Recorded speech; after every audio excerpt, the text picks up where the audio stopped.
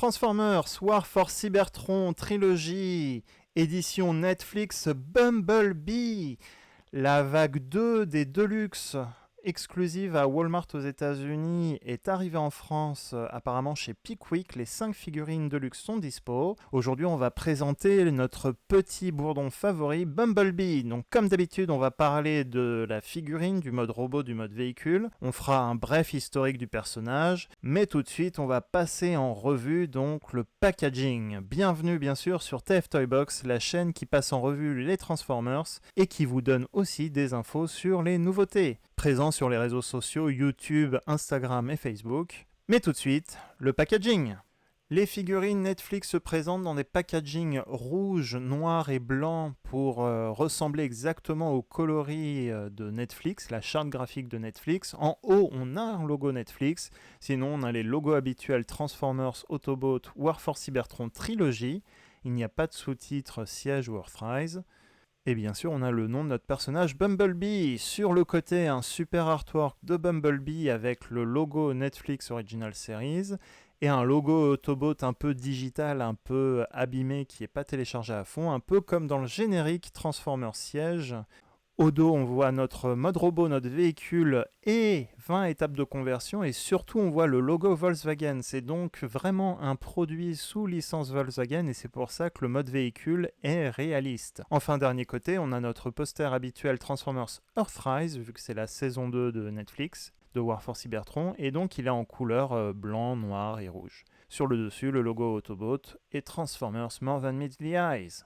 On continue l'unboxing, notre robot est présenté avec ses accessoires, mais surtout il y a un super beau fond qui rappelle l'artwork, le dessin de Bumblebee et un super logo Autobot par-dessus, le même logo Autobot un peu digitalisé, un peu digital. On retrouve un morceau de l'arche, de l'ordinateur de l'arche Teletran One. En fait, les 10 figurines Netflix ont chacune un morceau et quand on assemble les 10 morceaux, on a un diorama où on pourra exposer nos figurines. Donc pour l'instant, il n'y a qu'un morceau. Les instructions avec notre figurine, et là un exemple avec 2 morceaux du diorama, donc j'en ai pas 2 qui vont ensemble, mais il y a des lettres. Comme on voit là, c'est AF, c'est pas fait pour aller ensemble, mais vous pouvez emboîter donc les morceaux du diorama pour reconstituer Teletran One et la salle du coup de contrôle de l'arche en les assemblant.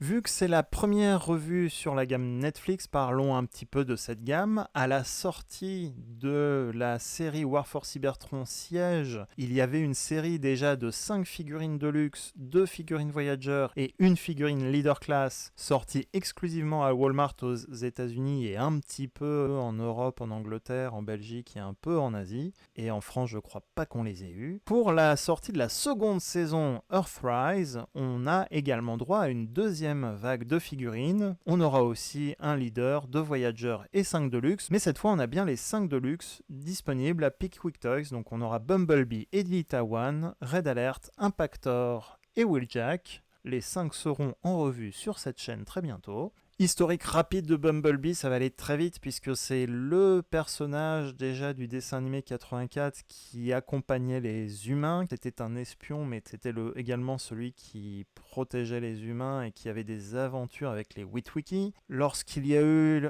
dans les années 90, les séries animées sur les animaux, Bumblebee a été un petit peu oublié, forcément, c'était des nouveaux personnages qui sont apparus. Pendant la trilogie Unicron, c'est Hotshot qui a pris la place de Bumblebee comme le jeune guerrier impétueux auprès d'Optimus, mais c'est avec l'arrivée du film Transformers en 2007 que Bumblebee est redevenu très populaire. Il reviendra systématiquement dans les futures séries Animated, Prime, Robots in Disguise et même Cyberverse comme un des personnages principaux en général.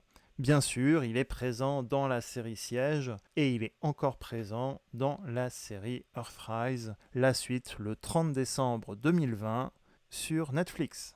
Et on retrouve donc notre tout petit bourdon favori, donc Bumblebee en mode robot directement, donc c'est un vrai petit bijou. Alors attention, c'était un mini-bot, c'est-à-dire un petit robot à l'époque en génération 1, et comme on essaye d'imiter et de garder surtout les tailles entre les robots dans la gamme Earthrise, eh bien ce serait une petite Deluxe. Petit mais costaud puisqu'il est surarmé, qui est très bien détaillé, donc on verra tout à l'heure du noir, du jaune, des vitres bleu ciel transparentes qui vont faire le corps de ce robot.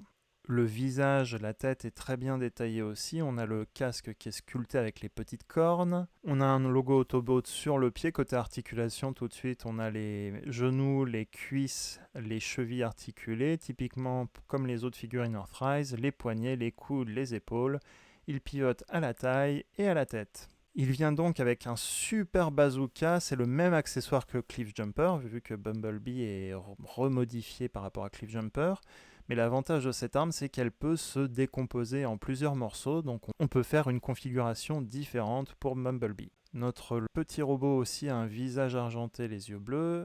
On retrouve des trous sur le côté et sous les pieds et dans les bras, donc ce sont des points de connexion pour ajouter des armures comme Cog, Six Gun ou Ironworks. Là on le fera pas parce qu'on le fait tout le temps et ça lui va pas très bien, mais on peut lui rajouter des armes. Et effectivement, l'arrière du véhicule, le dos du robot, peut servir de bouclier, donc on peut le mettre soit au niveau de la main, tout simplement, pour lui servir de bouclier comme ça, soit l'attacher à un point de connexion, donc c'est un peu comme vous voulez, le bouclier, du coup il sera pas tenu à la main, il sera tenu attaché directement au bras. Et ça fait drôle d'avoir l'arrière de la voiture qui sert de bouclier, mais c'est un petit feature en plus. Bien sûr on peut lui rajouter son bazooka, comme j'ai dit tout à l'heure, petit mais costaud. Alors il a l'arme de Cliff Jumper, mais si vous avez réussi à vous procurer la figurine Centurion, il vient avec un pack d'accessoires, et dans ces accessoires, il y a le pistolet de Bumblebee. Donc si vous avez Centurion, vous pouvez donner à Bumblebee son pistolet signature, son pistolet fétiche qu'il avait dans le dessin animé de l'époque. En attendant, le bazooka fera très bien l'affaire. On peut s'amuser à faire une configuration différente de pistolets, donc on peut avoir un gros et un petit canon. Les canons peuvent se fixer, comme je disais tout à l'heure, soit dans les points de connexion du bras, soit dans la main directement, pour donner un look différent. Ça lui fait un peu comme un canon comme Ironhide dans le film Transformers. Comparaison tout de suite avec l'autre mini-bot Cliff Jumper, donc toutes les deux des figurines de la gamme Earthrise. Donc on voit qu'ils sont totalement de la même taille. Par contre, effectivement, tout l'extérieur de la voiture est totalement différent et la tête est différente. Là, on voit déjà au niveau des pieds les voitures donc différentes.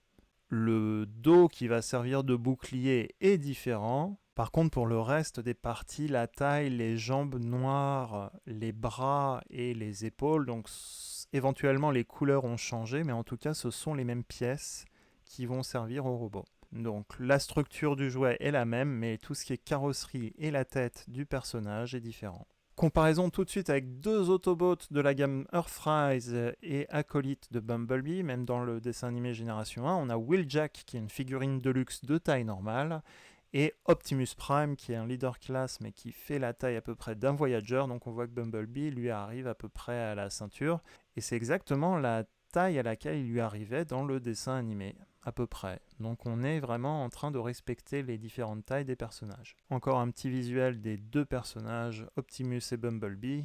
Depuis les films, quand on pense Autobot, on pense d'abord Bumblebee et Optimus. Comparaison avec Bumblebee du film, justement le dernier film Bumblebee Movie, où Bumblebee se transformait également en voiture Volkswagen. Bumblebee était une petite studio series, et là on a aussi Bumblebee qui est un petit Warforce Cybertron. Ils sont à peu près de la même taille, après c'est le style forcément qui va changer, l'un fait cartoon et l'autre fait film. Dernière comparaison avec d'autres Bumblebee de la gamme Génération, entre guillemets, puisque à gauche on va avoir la figurine Legend Class Bumblebee dans la gamme Legends au Japon, donc c'est l'équivalent de la gamme Titan's Return, qui était sorti il y a 2-3 ans. Donc on a un petit Bumblebee de la taille Legend Class. Et à droite, on a Bumblebee qui est la version classique, qui est la toute première figurine Bumblebee dessin animé qui était sortie au retour de Transformers en 2007, en même temps que la sortie du film. Donc on voit qu'à l'époque, le Bumblebee était bien costaud et c'était pas du tout un mini-bot. Il était de taille normale par rapport aux autres robots. Mais il était limite aussi gros d'ailleurs que Starscream qui était un avion. Avant de continuer, n'oubliez pas de vous abonner à la chaîne et d'activer la petite cloche pour recevoir automatiquement les futures vidéos. Transformation, du coup, on va ouvrir le toit de la voiture d'abord, on va lever le capot de la voiture, on va sortir le capot, on va refermer le toit de la voiture. Attention, c'est une partie en plastique transparente, donc faites très attention quand vous remettez cette partie-là. On pivote de 180 degrés la taille, on va faire pivoter aussi les différentes parties. Alors déjà, la partie où il y a les bras peuvent s'ouvrir, on peut les écarter. On plie les coudes et ensuite on va ouvrir cette partie-là pour rabattre l'avant du véhicule. Reconstituer l'avant du véhicule, on va ouvrir les petites portières, on va positionner les portières, on va baisser l'avant du véhicule et ensuite on va positionner les roues.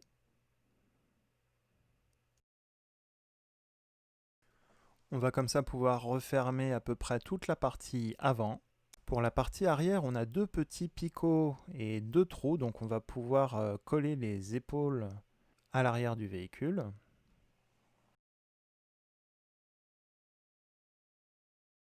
Comme ceci. On va pouvoir ensuite refermer du coup les parties avant du véhicule. Il s'agit d'emboîter l'avant, les deux pieds avant, les portières, le capot tout ensemble. On va replier la poignée et on va aligner les deux mains qu'on va éventuellement retourner avec les deux petits picots qu'on a à l'arrière du bouclier. Donc pas tout le temps évident, donc faut y aller très doucement, pas besoin de casser votre figurine, faut pas forcer, faut y aller doucement. Pour que tout soit bien serré et bien sécurisé pour avoir votre mode véhicule. Et ben ça fait longtemps qu'on n'avait pas vu Bumblebee dans ce mode-là, ça change des Camaro. La voiture roule très très bien, tout comme la Deluxe Cliff Jumper, donc il n'y a aucun souci là-dessus. Sur le dessus, un super gros logo Autobot, et si on voit pas forcément à la caméra, on voit le logo Volkswagen aussi qui est peint en argent. On voit également des phares argentés, on voit les poignées argentées, les jantes sont peintes. On a donc nos vitres transparentes bleu ciel. Les phares arrière sont peints en rouge. Il y a l'emplacement de la plaque d'immatriculation, mais il n'y a pas de détails dessinés. Donc on a une bonne petite figurine de luxe, une bonne petite voiture. Là on revoit le logo Volkswagen. L'arme peut se détacher et peut se stocker ou s'accrocher également au véhicule, différemment d'ailleurs de Cliff Jumper, mais je vous avoue que le rendu en image n'est pas exceptionnel. Comparaison avec nos deux Deluxe Minibot avec Cliff Jumper en mode véhicule, donc on voit la carrosserie totalement différente, on voit les voitures, on voit les jantes des roues totalement différentes aussi, mais en termes de taille, les voitures sont donc proportionnelles, elles sont à peu près de même taille. Pour une fois, c'est Bumblebee qui est un repeint ou modifié de Cliff Jumper, ça change un peu. Comme je l'ai sous la main, je vais juste montrer que Bumblebee peut rentrer dans la remorque d'Optimus Prime. Toutes les Deluxe ne rentrent pas dedans, mais comme Bumblebee est petit, il rentre. On regarde à nouveau les tailles des deux Deluxe ensemble côte à côte. Les jantes sont différentes, les roues sont différentes. Vue du dessous, donc on voit que la structure est totalement identique par contre. Comparaison avec un autre Autobot en mode véhicule, Grapple, qui est un Voyager de la Gamer Fries. Grapple était un peu plus petit que la taille normale du camion, en tout cas en mode véhicule. Et ils n'ont pas la même couleur. Le jaune de Bumblebee tire un peu sur l'orange, alors que Grapple est vraiment bien orange. Comparaison avec deux autres Deluxe de la Gamer Fries, on a Hoist à gauche qui est un gros Deluxe et on a Run Amok donc qui est un Decepticon. On voit bien que Bumblebee est une petite Deluxe dans cette comparaison. Vu également de face, on voit qu'il est plus petit. retour comparatif avec Clip Jumper en termes de longueur. Cette revue sur Bumblebee est terminée, j'espère qu'elle vous a plu. Bumblebee est une chouette figurine et un personnage incontournable dans Transformers. En plus, c'est vraiment une bonne figurine, donc autant en profiter, d'autant plus que c'est une figurine exclusive de la gamme Netflix et qu'on a pour une fois une série Netflix disponible en France tout simplement. On a à la fois un véhicule réaliste, pour une fois, de Bumblebee, et un mode robot qui colle au dessin animé. Même si c'est pas exactement identique au dessin animé de l'époque ou au dessin animé Earthrise, il sera quand même très bien avec le reste de la collection Transformers War for Cybertron. Si vous avez aimé cette vidéo et que vous voulez recevoir les futures vidéos et les futures revues Netflix, abonnez-vous à la chaîne et activez la petite cloche pour recevoir automatiquement les futures vidéos. N'hésitez pas à laisser en commentaire le nom des figurines que vous voudriez voir en revue sur cette chaîne également et je verrai ce que je peux faire. Consultez les réseaux sociaux Facebook et Instagram pour voir d'autres contenus, photos et des news sur les sorties en France. A très bientôt pour une prochaine vidéo.